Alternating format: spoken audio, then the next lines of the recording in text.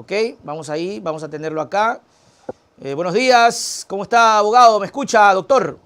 Hola, buenos días. Sí, le escucho. Todo bien, ok, ya estamos en vivo y en directo. Estamos con el doctor Paulo Cañamerino, abogado penalista. Gracias por aceptar la invitación. Bienvenido. Muchas gracias.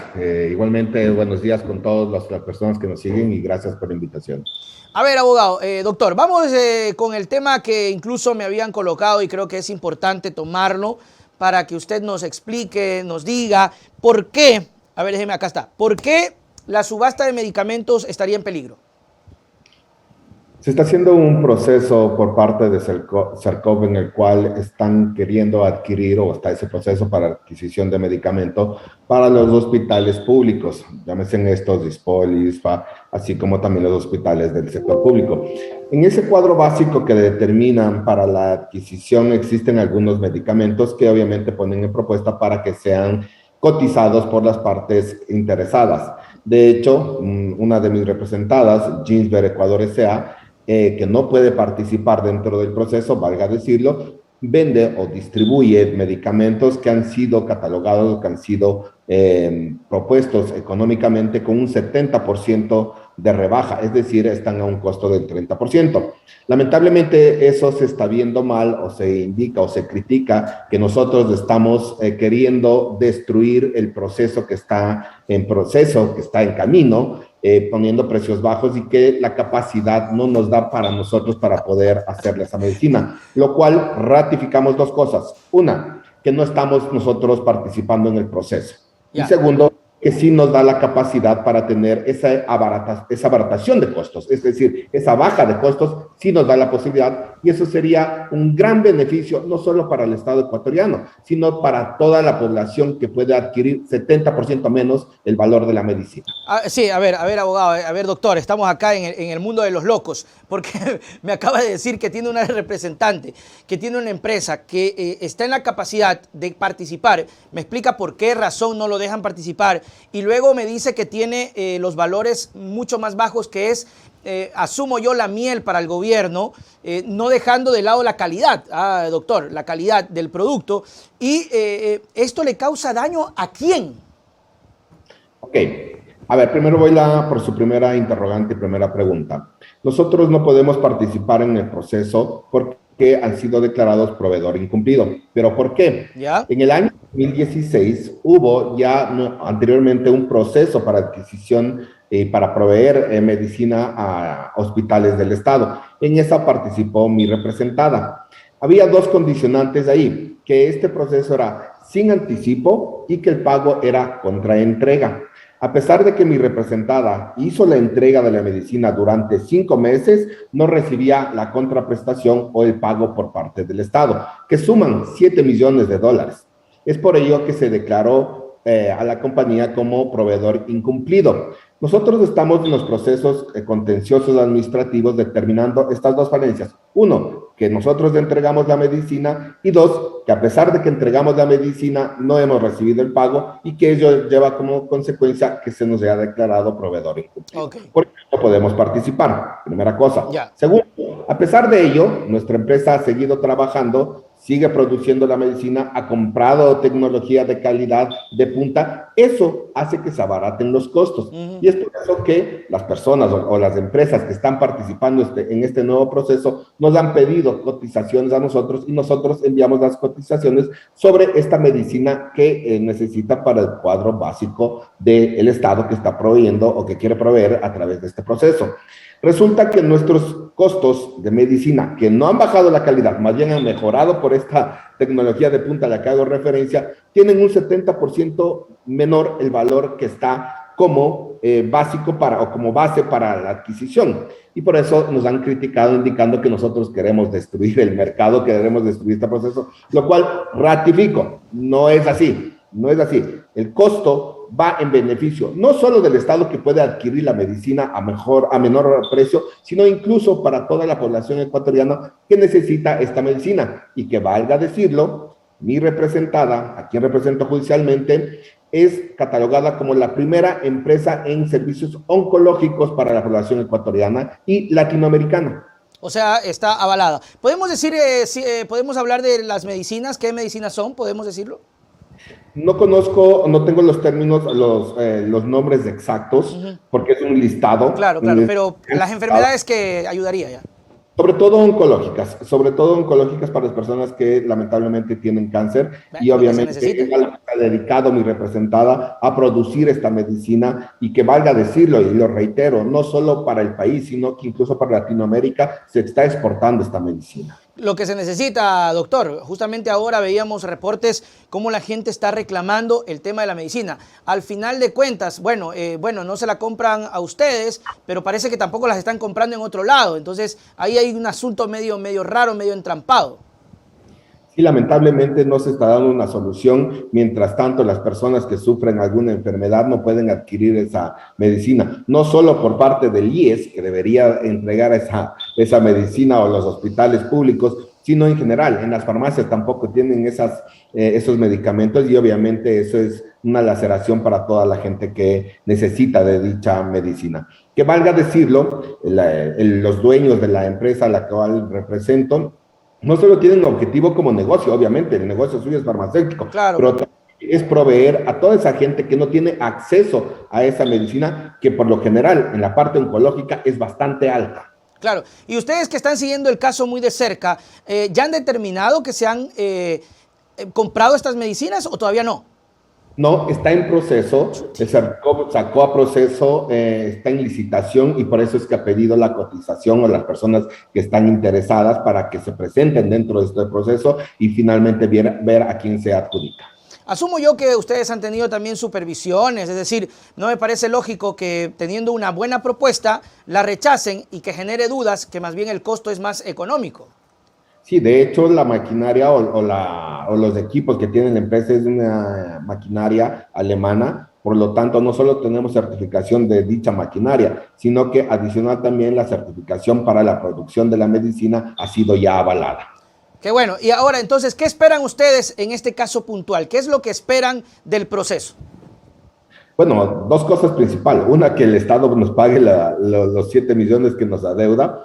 Segundo, que nos quiten esta calidad de proveedor incumplido, toda vez que nosotros sí cumplimos, sí entregamos la medicina. Y tercero, que este proceso sea transparente y claro para toda la población ecuatoriana. Obviamente esto va a beneficiar al Estado porque va a poder adquirir medicina más barata, a bajo costo, con mejor calidad y va a poder atender a las enfermedades de la sociedad. No solamente, no sé si son ustedes, pero yo veía el reporte, creo que de representantes de algunos otros laboratorios que también se quejaban de que están siendo sacados de los procesos de compra. ¿Qué pasa, doctor, desde ese punto de vista? ¿Qué está observando el gobierno? ¿De pronto hay alguna, no sé, etiqueta? Porque usted sabe que ahora en el gobierno y en la política todo es etiqueta, es decir, ay, es que estos estaban en el gobierno de acá, es que estos estaban por acá, hágale por allá, hagámosle el fuchi. Porque hay algunos laboratorios que tampoco están ingresando. Bueno, nosotros conocemos más allá del tema político que puede tener cierta incidencia y que es verdad lo que usted afirma, pero considero yo que en el tema medicina o farmacéutico existen otros intereses económicos, no solo de empresas nacionales, sino multinacionales que entran en el mercado y obviamente quieren limitar la competencia de ciertas empresas, etiquetando que la empresa nacional, la empresa ecuatoriana, no puede o no da productos de alta calidad, lo cual no es cierto. De tal es así, o tanto es así, que incluso tenemos certificaciones extranjeras, no solo para medicina nacional, para la venta de medicina nacional, sino también en otros países. Piensa mal y acertarás, decía mi abuelita. De pronto están ahí como que la empresa de mi ñaño, de mi primo, el sobrino, de que por aquí, que por acá, que... ¡uh! ¿Qué le puedo decir? Esa se presume que podría ser una parte de la razón a la que no se dé posibilidad para que ciertas empresas puedan entrar en competencia con las otras y obviamente eso se tendrá que discutir en la Superintendencia de Control del Mercado, donde se habla o se discute o se litiga sobre competencia desleal. Ojalá que así sea y aquí evidenciando a la gente que nos está viendo, el gobierno, que hay posibilidades, que hay ofertantes, que hay proveedores, que hay, pero parece que no hay es voluntad, doctor. Un pequeño comentario acerca de la voluntad política en estos casos. Sí, considero que todo proceso, no solo en este de medicina, sino en todos los procesos en general, donde tiene que ver el Estado para adquisición, sea de bienes o servicios, tiene que ser muy transparente y claro, porque eso no solo beneficia al gobierno de turno, sino a toda la población ecuatoriana que estamos tras que el servicio o el bien sea de óptima calidad. Así es, doctor, yo quisiera aprovechar la oportunidad, porque usted además es abogado y penalista, de consultarle otras cositas que de pronto pueden servir para la opinión pública. Por ejemplo, ¿qué opinión le merece la siguiente audiencia que se va a llevar a cabo el 18 sobre la revisión del habeas corpus del ex vicepresidente Jorge Glass? Bueno, se ha planteado un habeas corpus que se entiende o se tilda que ha tenido ciertos errores o ciertos alertas que han dado en el proceso, pero de una u otra manera, en dicha audiencia ya se presentaron todos los cargos y descargos por las partes procesales. De hecho, existe una resolución o una sentencia por parte del juez donde todas las partes, les guste o no les guste, tienen que respetar. Es por ello que la única forma de impugnar dicha resolución es a través del recurso de apelación, y es por eso que va a la Corte Provincial de Santa Elena, donde un tribunal, es decir, 3 jueces de la Corte Provincial, determinarán varias cosas. Uno, si es que existe nulidad, que puede ser una nulidad procesal porque no se ha llevado en debida forma o respetando el debido proceso, o segundo, si es que existe algún hierro en el fondo. Si es que existiera el hierro en el fondo o si es que existiera esta nulidad, tiene 3 posibilidades los jueces de la Corte. 1, ratificar la sentencia de primer grado. Ajá. 2, cambiar la sentencia de primer grado e indicar que no estuvo correcto el habeas corpus. Y 3, declarar la nulidad y volver nuevamente atrás a realizar la audiencia que se hizo en primer. Ya. Desde su experiencia, ¿qué cree que puede pasar? Bueno, la verdad que no he revisado a fondo el proceso, nada más de lo que se pone en redes sociales, pero considero que hay una parte fundamental dentro de ese proceso que podría declararse la nulidad e ir atrás y nuevamente hacer la audiencia. Ay, carajo, o sea, bueno, sí, lo decían algunos expertos. Hay quienes dicen que de pronto, como ya se hizo en primera instancia, eso es como un candado, pero usted dice que hay 3 caminos. Sí, no, porque está impugnado, eso quiere decir que no existe todavía ese candado para que no puedan ir allá, y de hecho podrían declarar la nulidad de ir para atrás por falta de competencia o falta del debido proceso. Es decir, aquí podríamos decir que en el caso de Glass hay 50-50. Hay posibilidad de que siga en la casa como que regrese a la cárcel. Totalmente, así es. Ok, doctor, sobre la crisis carcelaria, ¿qué opinión le merece usted desde ese punto de vista? Mire, sobre la crisis carcelaria habría mucha tela por cortar, mucho de qué hablar.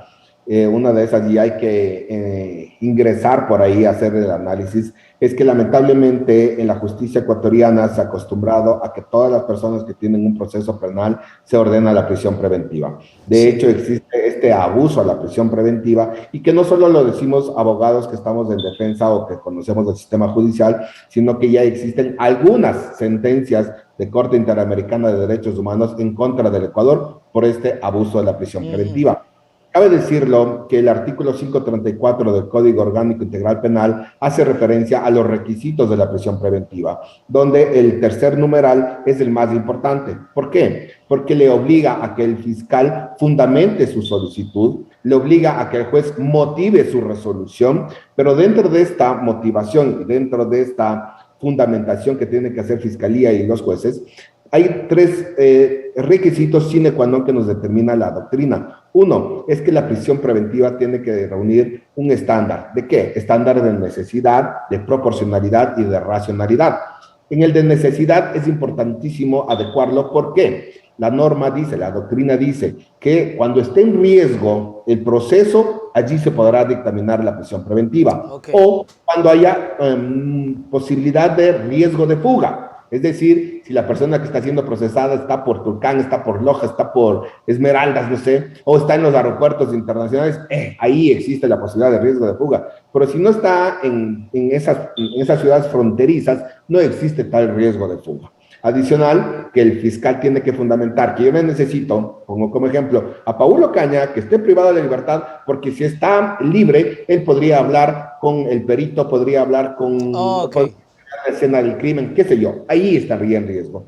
Lamentablemente, Eso no se da y se ordena la prisión preventiva a la gran mayoría, al 90% de las personas que solicita fiscalía. ¿Eso qué hace? Que haya hacinamiento en las cárceles. Y obviamente al haber hacinamiento, que existe casi 3 veces más la población carcelaria en los dichos centros o para lo que fueron construidos los centros, obviamente el riesgo aumenta. Y a eso le suma todo lo que conocemos nosotros, tema narcotráfico, tema lavado de activos, tema corrupción. Eso incrementa la posibilidad de que existan crímenes dentro de las cárceles. Y por eso es que ya vamos en este gobierno 5 veces que tenemos muertes atroces en las cárceles y que de una u otra manera muchas personas podrán opinar o podrán decir o podrán criticar diciendo, sí, que se maten entre ellos, pero valga decirlo, uno, no tienen sentencia condenatoria, es decir, todavía está el principio de inocencia, y dos, que muchas veces las personas que han sido asesinadas no han estado por temas penales, Claro. han estado por temas de tránsito o incluso más lacerante por el no pago de pensiones alimenticias, y esas personas han sido las que han sido asesinadas. Ese es un tema, doctor, que me parece que incluso creería yo que tratan como de ocultarlo y hacer como que la gente tenga en la cabeza de que se están matando entre ellos y está muy bien. Y yo estoy totalmente de acuerdo con eso. No hay información verídica. El gobierno no nos dice quiénes son, cuál es la lista de quienes han sido masacrados. Tenía entendido que hay como 300 y pico de muertos en lo que va de todas las matanzas desde el gobierno de Moreno hasta el gobierno de Lasso que han ocasionado esto. Un asunto, doctor, hablando del tema de la prisión preventiva. Incluso parecería ser que les provee el sistema judicial, a través de este sistema, el chantaje. Porque son personas que no están dentro del círculo del narcotráfico, que entran y que son a los que les están pidiendo plata para mantenerlos ahí con, no sé, con jabón, con agua, con comida. Y lamentablemente se ha escuchado eso, no puedo ser testigo fiel de que los hechos sean así, se ha escuchado que existen este tipo de extorsiones Sí. dentro de los centros de rehabilitación donde se cobra por X, Y, Z cosa y que de una u otra manera eso también no solo le ponen el sufrimiento de la persona que está pasando la pena o con prisión preventiva, no solo la de su familia, sino que también tienen que someterse a estas mafias que existen dentro de las cárceles, que no es solo aquí, es en todo el mundo, todo el mundo Claro. mafias y que lamentablemente la persona que por desgracia o por cometer un delito cometido o no cometido y que esté en disputa eso a través de un proceso judicial, tienen que ser parte de estos problemas que existen en los centros de rehabilitación. Doctor, de pronto cambiar algún tipo de reglamento en el COIP, de pronto crear alguna cárcel especial para, no sé, personas que tengan que realmente tener prisión preventiva, es decir, o sea, si es tanto les encanta la prisión preventiva, pues no los mandes a la regional, a Turín, o sea, donde está el peligro. ¿Qué soluciones por ahí, doctor? Bueno, la norma está ahí, los requisitos para la prisión preventiva está ahí. Por eso mismo es que hemos sido sancionados por ese abuso a la prisión preventiva, porque a pesar de que está en nuestra norma, se exceden en ordenar prisiones preventivas, por un lado. Por otro lado, si bien es cierto, existen estos centros de privación de libertad, unos más complicados que otros, o sea, pero el problema está en que los centros son pequeños para la población carcelaria que tenemos en el país. Por ejemplo, en una celda comúnmente podrían entrar 4 personas, pero conocemos que están alrededor de 15, 20 personas. Chute. Entonces, tienen que dormir en el suelo, que tratar de subsistir dentro de los centros y el objetivo del Estado ecuatoriano, el objetivo de la sociedad es que haya estos centros de rehabilitación, pero aquí no son centros de rehabilitación, más bien son centros de subsistencia,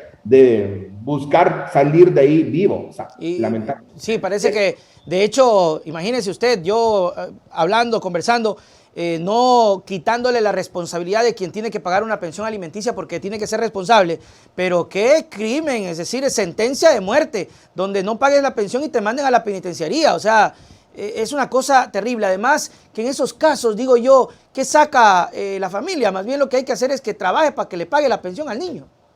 Por supuesto, aquí se ha dado un mal entendimiento al tema de las pensiones alimenticias y es que cuando no se paga estas pensiones alimenticias, que obviamente es una responsabilidad, Así es, no hay que debe cumplirla, pero lamentablemente son detenidos, son llevados a privación de libertad y el riesgo es enorme. Imagínense que una persona por no pagar 3, 4 meses, se me ocurre, porque se ha quedado sin trabajo, porque no tiene empleo, o también por irresponsable, que también hay que decir, también hay responsables.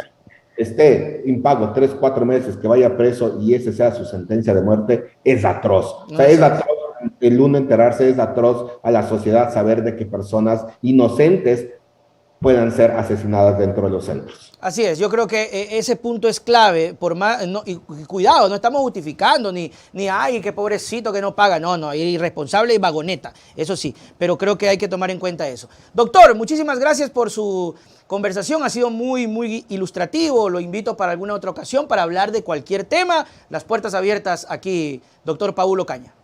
Con mucho gusto, a las órdenes siempre y gracias por la invitación. A usted, mi querido doctor, chau, chau. Chao. Muy bien, ahí estuvo el doctor. Chévere, ¿no? Chévere, está acá la conversación, ¿no? Te paniqueas ahorita, ¿no?